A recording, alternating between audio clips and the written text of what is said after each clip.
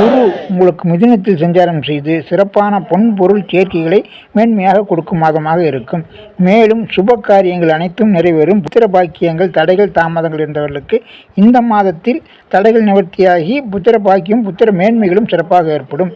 மேலும் சுப காரியங்களில் குருவின் பார்வை பலத்தின் மூலமும் குரு பலத்தாலும் சிறப்பு பலன்கள் கிடைத்திடும்.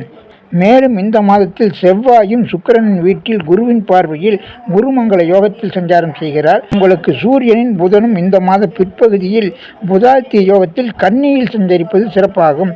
அதன் ரீதியாக பங்கு சந்தை, ஷேர் மார்க்கெட், யூக வணிகங்கள் போன்ற தொழில்களிலும் மேன்மைகள் கிடைக்கும். உங்களுக்கு சுக்கிரனின் சஞ்சாரம் மாத முற்பகுதியில் 14ஆம் தேதி வரை கடகத்தில் சஞ்சாரம் செய்வதால் ஓரளவுக்கு திருமண காரியங்கள், வீடு வாகன சுப காரியங்களில் முயற்சி செய்தால் நற்பலன்கள் ஏற்படும். இந்த மாதத்தில் குரு பார்வையில் ராகுவும் சிறப்பாக சஞ்சாரம் செய்கிறார். மேலும் ராகுவுக்கு புதன் சுக்கிரன் தொடர்பும் இந்த மாதத்தில் ஏற்படுவதால் ராகு தரும் பிரம்மாண்ட யோகங்களும் சிறப்பாக கிடைத்திடும்.